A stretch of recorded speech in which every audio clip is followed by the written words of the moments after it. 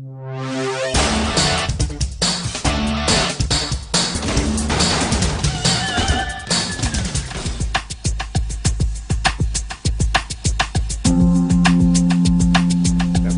la 52 edició de la Fira del Llibre i Temps de Poesia amb Ramon Guillén, que es presenta Terra d'Aigua, un poemari de ja d'uns anys que va ser publicat a principis dels anys 90 i que ara ha recuperat el petit editor.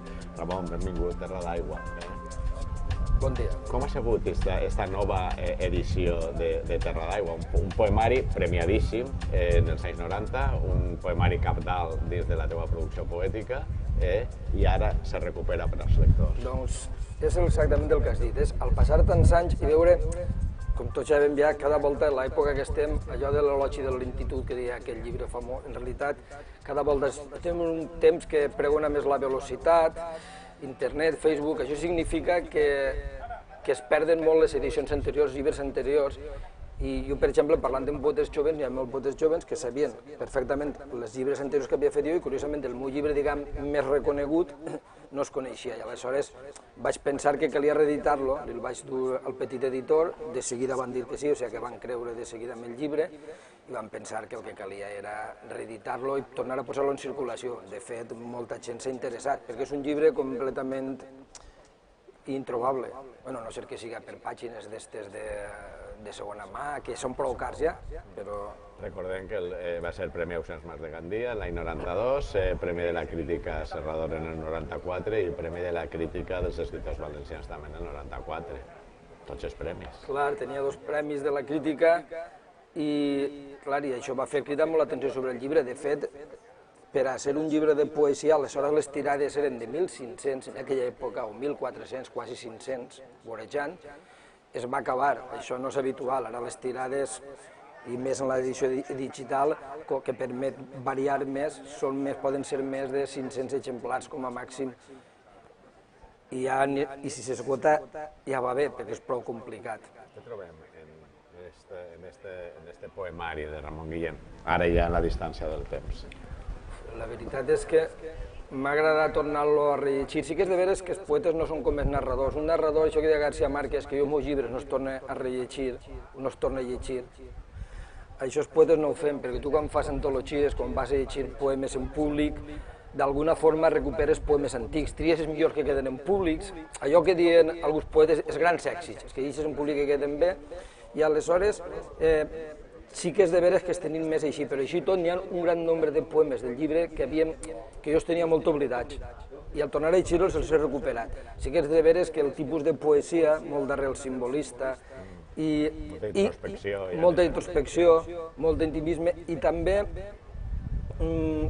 diguem-ne, una temàtica molt dura, és un llibre prou trist en aquest sentit, sí que és de veres que ara estic prou lluny d'aquest tipus de fer poesia, però no deixa de ser un llibre que la gent em demanava i que, clar, si jo digués interessant no queda bé, però que ho diguen els poetes, que ho llisquen ells i ja està.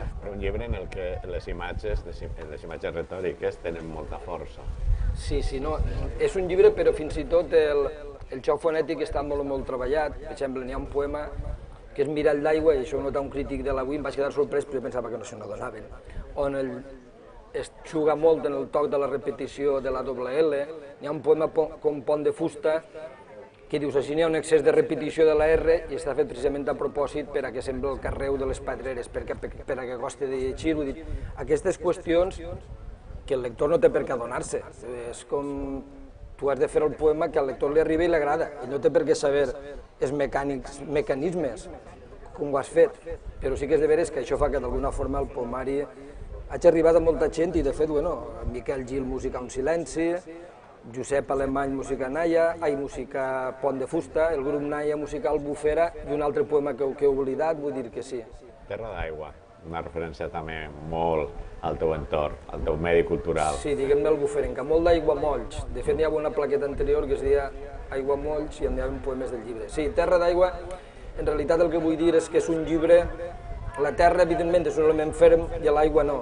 Intenta caminar per aiguamolls, per terra d'aigua, segurament t'enfonsaràs. En realitat és com una metàfora molt evident de la vida. Això que l'altre amor que ha de venir. Terra d'aigua de Boira Mormolets. Sí, això en realitat era d'un poema de les ombres seduïdes, i d'això ve el títol del llibre de Terra d'aigua. És curiós perquè una vegada, això és una anècdota, no? Però una vegada... Un altre bon amic, de Julio Ricardo Trigo, també estava embolicat. Exacte, ell va ser capaç de dir-ho, sí. Però n'hi ha una vegada que em van dir que... Ho va dir, no, això de Terra d'aigua és un vers d'Eugenio d'Andrade, que me l'havia copiat. Jo ho sabia i dic, de quin any és el llibre d'Eugenio d'Andrade? De tal any, dic, doncs aleshores Eugenio d'Andrade m'hauria copiat a mi perquè jo publiqui abans que publicara el llibre Les ombres seduïdes. Dic, home, és casualitat, però vull dir que em va fer gràcia per això. Són dos llibres cabdals en la teva producció, Terra d'aigua i Ombres seduïdes, ara que l'has nomenat. Sí, bueno, en realitat a mi m'agrada creure que són dos cabdals cadascú pel que sigues. En un moment, Sí, en el seu moment. No, però té raó, Les ombres seduïdes també. El que passa és que Les ombres seduïdes és el poemari que menys han llegit, perquè també és el que té més dificultat. La segona part del llibre i el poema darrere són un tour de force tècnic i molta metàfora, i sí que és de veres que a la gent li ha costat més d'arribar. Sí que és de veres que han hagut molts crítics que han dit que era el llibre que més els agradava. Jo recordo que Ferran Carbó, que Antoni Ferrer i Perales, que David Castillo era el llibre que més agradava meu, però clar, això depèn de cada lector. Tornem a aquesta edició del Petit Editor, una edició molt acurada, preciosista, en unes imatges molt especials. Si te sembla, anem a mostrar-ho a la càmera perquè se puguem veure. Comenta com ha estat aquesta edició i a qui pertanyen aquestes fantàstiques il·lustracions que acompanyen, sempre en plan a part. Sí. És en realitat obra sobre paper. Els autors, a ell lo d'il·lustració no li agrada, és obra sobre paper. Ell agafà l'edició de Terra d'aigua, evidentment, i començà a treballar sobre ella, i allò que li suggeria anava fent-ho. Després agafàrem el llibre i van triar cada diguem, pintura el que més li anava al poema. O sigui, que no és casualitat que aquest, precisament, vaig al mirall d'aigua, n'hi ha algú que és molt evident, Tempesta té molta força, un color blau molt fort, un altre que es diu Solar és un color groc molt fort, vull dir, està molt treballat, i la veritat és que Juan Olivares, jo sempre l'he admirat com a pintor, i ja fa anys que volíem fer alguna cosa junts i ara hem tingut l'oportunitat. Havíem fet alguna cosa, jo en alguna exposició d'ell havia escrit alguna cosa, en un catàleg seu vaig fer un poema sobre la seva obra, que després publico en un llibre, però clar, mira, per exemple, Albufera, ahí està el color marró, ahí parla del fang immens, vull dir, està molt en relació, sí.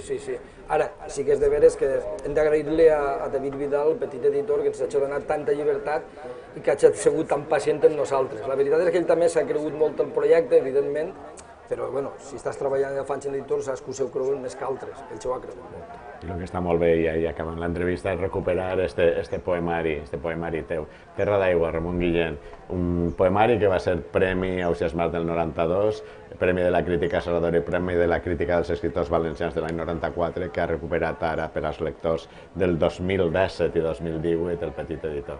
Un plaer, Ramon, moltes gràcies. i molts llibres. Gràcies.